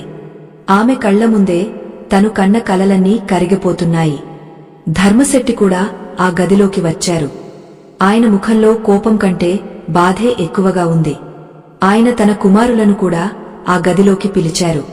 చూడండి నాయనలారా, మీ భార్యల మనసుల్లో ఉన్న ఈ మలినమే ఈ రోజు మన ఇంటిని శ్మశానంగా మార్చింది. ఒక కోడలు ఇంటికి రావడం అంటే ఆ వంశానికి ప్రాణవాయువు కావాలి. కాని ఇద్దరు కోడళ్లు మాత్రం మన వంశానికి గ్రహణాల్లా మారారు. ఈ 2 లక్షణాలు ఉన్నవారికి ఇంటి తాళాలు ఇస్తే ఆ ఇల్లు ధర్మశాల కాదు, యాతనా గృహం అవుతుంది. ధర్మశెట్టి కుమారులు తమ భార్యల అసలు స్వరూపాలను చూసి దిగ్భ్రాంతి చెందారు. ఇంతకాలం తాము నమ్మినది మాయ అని వారికి అర్థమైంది. పెద్ద కుమారుడు వసుంధర వైపు చూసి, నీ అహంకారం మన బంధాన్ని చంపేసింది అని వాపోయాడు. మూడో కుమారుడు కాళికా వైపు చూసి, నీ కుటిలత్వం మన అన్నదమ్ముల మధ్య గోడలు కట్టింది అని ఆవేదన చెందాడు. ఆ గదిలో ఉన్న వాతావరణం ఇప్పుడు పూర్తిగా మారిపోయింది. అహంకారము, కుటిలత్వము అనే 2 రాక్షస శక్తులు ఆ కోడళ్ల రూపంలో ఎలా తాండవిస్తున్నాయో అందరికీ కళ్లకు కట్టినట్లు కనిపించింది. పండితుడు తన ప్రసంగాన్ని కొనసాగిస్తూ ఒక ముఖ్యమైన సందేశాన్ని అందరికీ అందించారు. పురాణాలలో కూడా కైకేయి వంటివారు మంథర మాటలు విని కుటిల బుద్ధిని ప్రదర్శించడం వల్ల అయోధ్యకు ఎంతటి అనర్థం కలిగిందో మనకు తెలుసు. అలాగే గంధారి తన పుత్ర వ్యామోహంతో ధర్మాన్ని విస్మరించడం వల్ల కురువంశం నాశనమైంది. ఇక్కడ మీ కోడళ్లలో ఉన్న ఈ లక్షణాలు కేవలం ఇంటికే పరిమితం కావు, ఇవి సమాజంలోని శాంతిని కూడా హరిస్తాయి. ఏ కోడలైతే తన ఇంటి పెద్దలను గౌరవించదో, ఏ కోడలైతే ఇంటి గుట్టును బజారున పడేస్తుందో ఆమె విధ్వంసానికి మాత్రమే కారణమవుతుంది. వసుంధర మరియు కాళికలు ఇప్పుడు నిస్సహాయంగా నిలబడ్డారు. వారి వద్ద ఉన్న ధనం, అధికారం వారిని రక్షించలేకపోయాయి. ఆ గదిలోని కాంతి వారిలోని చీకటిని పూర్తిగా బయటపెట్టింది. అప్పుడు ధర్మశెట్టి తన నిర్ణయాన్ని ప్రకటించడానికి సిద్ధమయ్యారు. ఆ నిర్ణయం కేవలం ఆస్తి పంపకాల గురించి కాదు, అది ధర్మస్థాపన గురించి.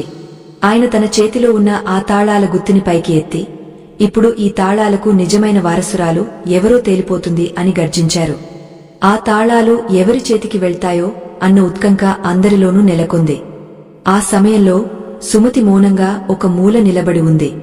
ఆమెకు ఎటువంటి ఆశ లేదు, కేవలం తన మామగారి క్షేమం తప్ప. పండితుడు సుమతి వైపు చూసి చిరునవ్వు నవ్వి, సుమతి ముందుకు రా అని పిలిచారు. సుమతి సంకోచిస్తూ ముందుకు వచ్చింది. వసుంధర, కాళిక ఇద్దరూ అసూయతో ఆమె వైపు చూశారు. కాని ఆ అద్దంలో సుమతి రూపం ఒక దేవతలా మెరిసిపోతోంది. ఆమె చేసిన నిస్వార్థ సేవ, ఆమెలోని సత్యం ఆమె చుట్టూ ఒక రక్షణ కవచంలా ఉన్నాయి. ఒక ఇంటికి కావలసిన నిజమైన లక్ష్మి సుమతి అని ఆ అద్దం చాటి చెబుతోంది. ధర్మశెట్టి ఆ తాళాలను సుమతి చేతిలో పెట్టడానికి సిద్ధపడ్డారు. కాని ఆయన ఒక ఆఖరి పరీక్షను కూడా సిద్ధం చేశారు. ఆ పరీక్షలో సుమతి నెగ్గుతుందా, లేక వసుంధర, కాళికలు తమ కుతంత్రాలతో మళ్లీ ఏదైనా ప్రమాదాన్ని సృష్టిస్తారా? ఆ ఇద్దరు కోడళ్లలోని ఆ 2 లక్షణాలు వారిని శాశ్వతంగా ఇంటికి దూరం చేస్తాయా, లేక వారు పశ్చాత్తాపం చెందుతారా? కాలం తన గమనాన్ని వేగవంతం చేస్తోంది. వినాశనం అంచున ఉన్న ఆ ఇల్లు మళ్లీ నందనవనం కావాలంటే ఒక గొప్ప త్యాగం అవసరం. ఆ త్యాగం ఎవరు చేస్తారో తదుపరి ఘట్టంలో మనకు అర్థమవుతుంది. ఆ గదిలో ఆవరించిన నిశ్శబ్దం ఎంతో భయంకరంగా ఉంది. ధర్మశెట్టి చేతిలో ఉన్న ఆ ఇత్తడి తాళాల గుత్తి ఒక్కసారిగా గణగణమని శబ్దం చేసింది. ఆ శబ్దం ఆ గదిలోని గోడలకు ప్రతిధ్వనిస్తూ వసుంధర మరియు కాళికల గుండెల్లో రైళ్లు పరిగెత్తేలా చేసింది. సుమతి మాత్రం తలదించుకుని వినయంగా నిలబడింది. ఆమె కళ్లలో ఎటువంటి అధికార వాంఛలేదు, కేవలం తన మామగారి పట్ల గౌరవం మాత్రమే ఉంది. ఆ పండితుడు ధర్మశెట్టి వైపు చూసి, నాయనా, సమయం ఆసన్నమైంది, ఎవరి కర్మానుసారం వారికి ఫలం దక్కక తప్పదు అని గంభీరంగా పలికారు. కాని కాళిక మనసులోని కుటిలత్వం ఇంకా చావలేదు. ఆమె హఠాత్తుగా ముందుకు వచ్చి గట్టిగా నవ్వడం మొదలుపెట్టింది.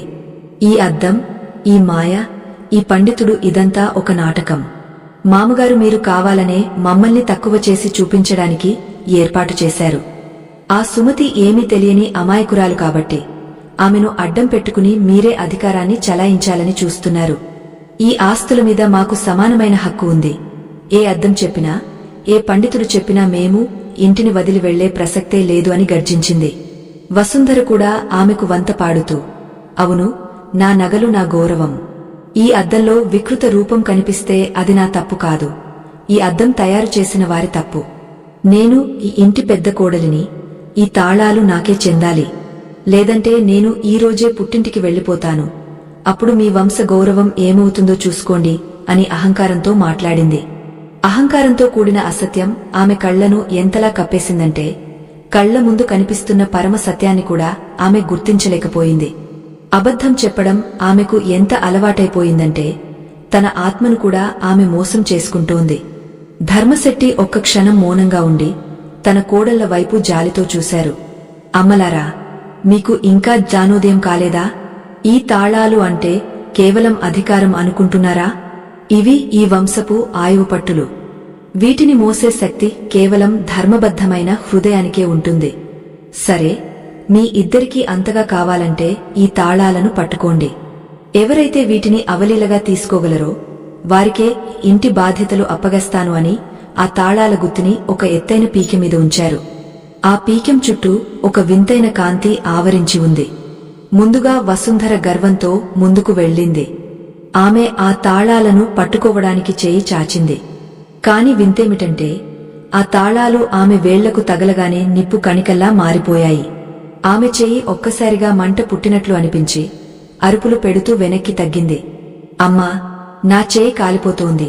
ఇది ఏదో మంత్రం, ఇది మాయ అని కేకలు వేసింది. ఆమెలోని అహంకారం ఆ తాళాల బరువును మోయలేకపోయింది. అహంకారపూరితమైన అసత్యం మనిషికి ఎంతటి శక్తిని ఇచ్చినా అది ధర్మం ముందు నిలవలేదని అక్కడ ఉన్న వారందరికీ అర్థమైంది. తరువాత కాళిక తన కుటిల బుద్ధికి పదును పెట్టింది. ఆమె తన పైట కొంగుతో చేతిని చుట్టుకుని ఎంతో జాగ్రత్తగా ఆ తాళాలను తీసుకోవడానికి ప్రయత్నించింది. కాని ఆమె తాళాలను తాకగానే అవి ఒక్కసారిగా 100 మణుగుల బరువుగా మారిపోయాయి. ఆమె ఎంత ప్రయత్నించినా ఆ తాళాలను కనీసం కదపలేకపోయింది. ఆమె ముఖం చెమటలతో తడిసిపోయింది. కండరాలు ఉబ్బిపోయాయి. కాని ఆ తాళాలు మాత్రం అంగుళం కూడా కదలలేదు. విభజన బుద్ధితో కుటుంబాన్ని ముక్కలు చేసిన ఆమె హృదయానికి ఐక్యతకు ప్రతీక అయిన ఆ తాళాలను మోసే అర్హత లేదని స్పష్టమైంది. కాళిక కోపంతో ఊగపోతూ, ఇది అన్యాయం, మీరు మామీద ఏదో ప్రయోగం చేశారు అని అరిచింది. అప్పుడు ఆ పండితుడు ముందుకు వచ్చి, కాళిక, ఇది ప్రయోగం కాదు, నీ అంతరంగంలోని మాలిన్యమే నీకు భారంగా మారింది. ఏ కోడలైతే తన ఇంటిని ముక్కలు చేయాలని చూస్తుందో, ఏ కోడలైతే తన స్వార్థం కోసం అబద్ధాల పునాదుల మీద సామ్రాజ్యాన్ని నిర్మించుకుంటుందో ఆమెకు ఇంటి తాళాలు ఇస్తే ఆ ఇల్లు వల్లకాడు అవుతుంది. ఈ 2 లక్షణాలు, అహంకారపూరిత అసత్యం మరియు కుటిల విభజన బుద్ధి, ఇవే నీ వినాశనానికి కారణమవుతున్నాయి అని హెచ్చరించారు. చివరిగా ధర్మశెట్టి సుమతిని పిలిచారు. సుమతి, నీవు రా అమ్మా, ఈ తాళాలను తీసుకో అని చెప్పారు. సుమతి భయంగా ముందుకు వచ్చింది. ఆమె మనసులో ఎటువంటి గర్వం లేదు.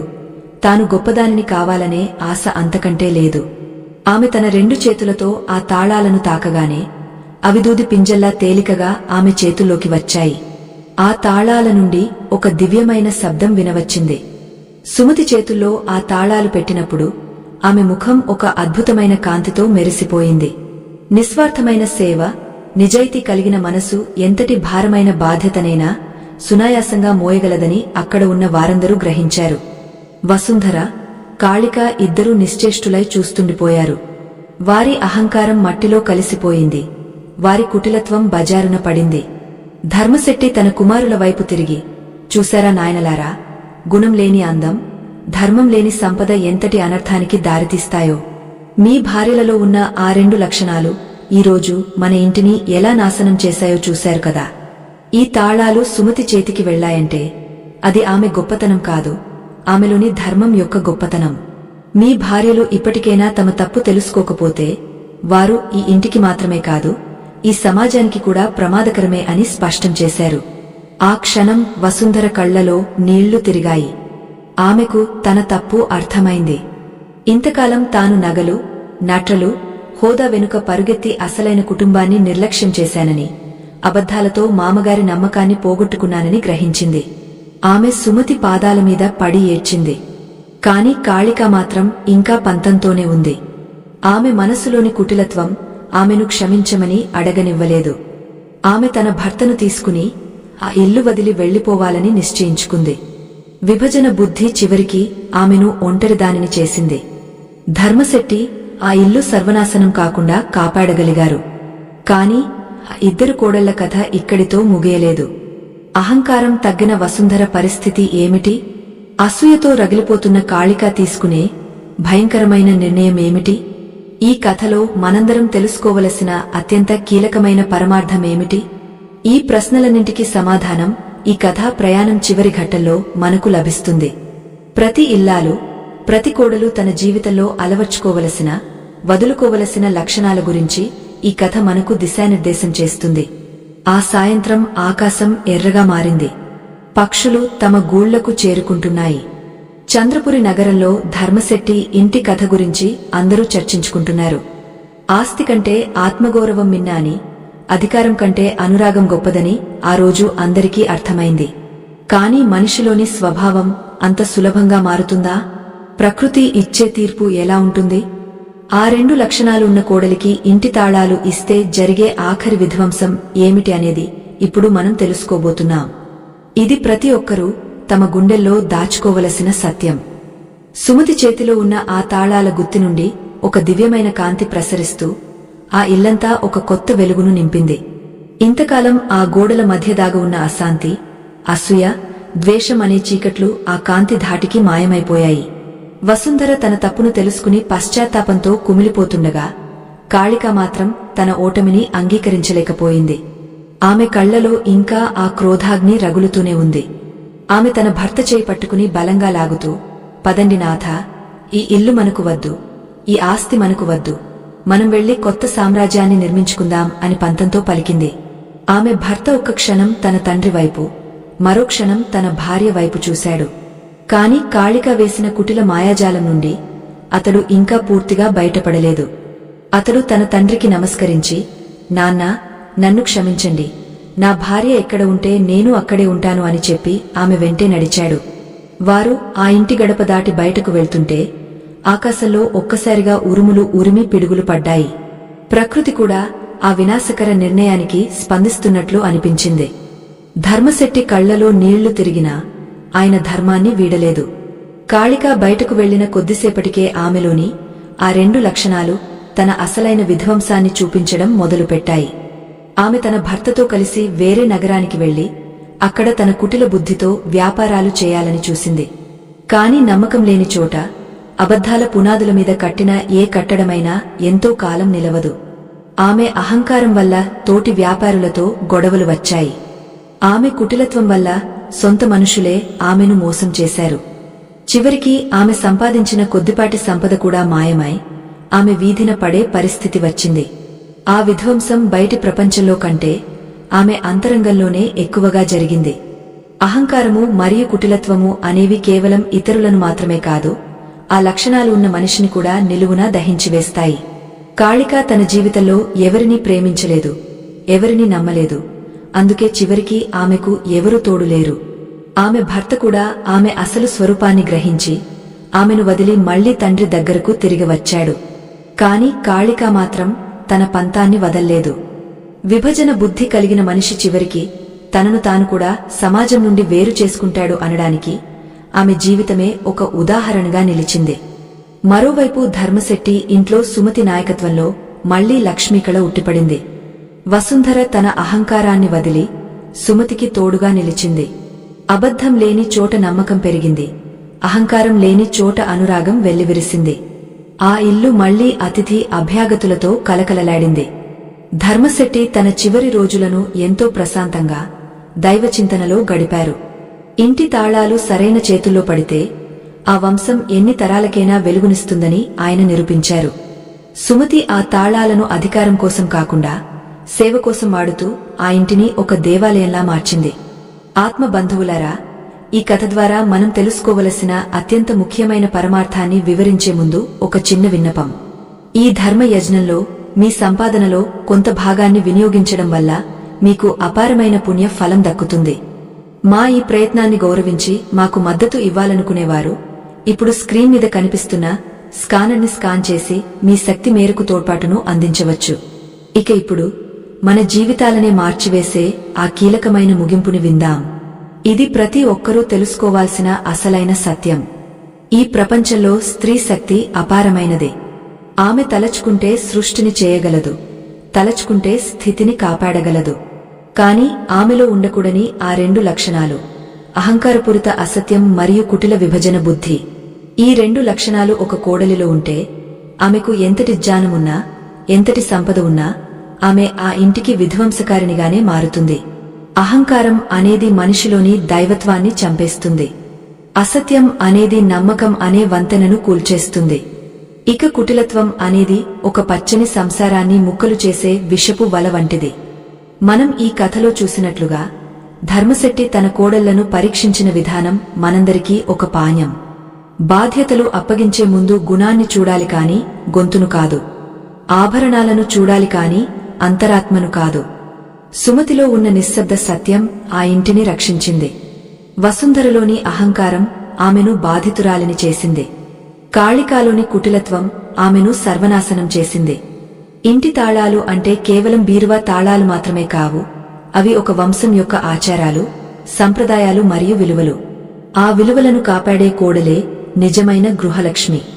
ప్రతి ఇల్లాలు తన ఇంటిని నందనవనంగా మార్చుకోవాలంటే మొదట తనలోని అహంకారాన్ని త్యజించాలి.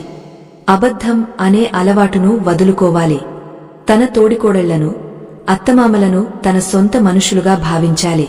ఎక్కడైతే స్వార్థముండదో, ఎక్కడైతే విభజన బుద్ధి ఉండదో అక్కడ లక్ష్మీదేవి స్వయంగా నివాసముంటుంది. ఈ కథ విన్న ప్రతి ఒక్కరూ తమ ఇంట్లో ఉన్న ఆడపడుచులను, కోడళ్లను గౌరవిస్తూనే వారికి సరైన సంస్కారాన్ని అందించాలని ఆశిస్తున్నాను. సంస్కారం లేని ఇల్లు ఎంతటి సంపద ఉన్నా అది వల్లకాడే అవుతుంది. కాలప్రవాహంలో ఎన్నో రాజ్యాలు కూలిపోయాయి. ఎంతోమంది ధనవంతులు మట్టిలో కలిసిపోయారు. కానీ ధర్మబద్ధంగా నడుచుకున్న కుటుంబాలు మాత్రం నేటికీ ఆదర్శంగా నిలుస్తున్నాయి. ధర్మశెట్టి వంశం సుమతి వల్ల మళ్లీ చిగురించింది. కాళిక వంటి లక్షణాలు ఉన్నవారు ఎప్పుడు విధ్వంసానికే కారణమవుతారు. కాబట్టి అటువంటి లక్షణాల పట్ల మనం అప్రమత్తంగా ఉండాలి. ఒక కోడలికి ఇంటి తాళాలు ఇచ్చే ముందు ఆమెలోని ఓర్పును, సత్యాన్ని పరీక్షించాలి. అప్పుడే ఆ ఇల్లు సుభిక్షంగా ఉంటుంది. సనాతన ధర్మంలో స్త్రీని పూజనీయురాలిగా చూశారు. యత్ర నార్యస్తు పూజ్యంతే రమంతే తత్ర దేవతాన్హ అంటే ఎక్కడైతే స్త్రీలు గౌరవించబడతారో అక్కడ దేవతలు కొలువై ఉంటారు అని అర్థం. కాని ఆ స్త్రీ కూడా ధర్మబద్ధంగా నడుచుకున్నప్పుడే ఆ గౌరవానికి అర్హురాలు అవుతుంది. అహంకారము, కుటిలత్వము అనే రాక్షస గుణాలను విడిచిపెట్టి ప్రేమ, కరుణ, సత్యము అనే దైవ గుణాలను అలవర్చుకున్నప్పుడే ఆమె సాక్షాత్తు ఆదిశక్తి స్వరూపమవుతుంది. ఈ కథా సారాంశం మీ అందరి జీవితాల్లో ఒక వెలుగును నింపుతుందని ఆశిస్తున్నాను. చివరిగా ఒక మాట. ఇల్లు అనేది ఒక ఆలయం. ఆలయంలో శాంతి ఉండాలంటే మనసులో కపటం ఉండకూడదు. అబద్ధాలతో నిర్మించుకున్న కోటలు ఎంతో కాలం నిలవవు. సత్యం అనే పునాది మీద కట్టుకున్న చిన్న గూడైనా అది మనకు సుఖాన్ని ఇస్తుంది. మీ ఇళ్లలో కూడా సుమతి వంటి ధర్మవర్తనులు ఉండాలని, వసుంధర వంటి వారు మార్పు చెందాలని, కాళిక వంటి దుర్లక్షణాలు ఎవరికీ రాకూడదని ఆ భగవంతుని ప్రార్థిస్తున్నాను. ఈ ధర్మ ప్రయాణం ఇక్కడితో ఆగపోదు. ఇది మీ హృదయాల్లో నిరంతరం కొనసాగుతూనే ఉంటుంది. ఈ కథా ప్రయాణం ఇక్కడితో సంపూర్ణమైనదే. స్వస్తి.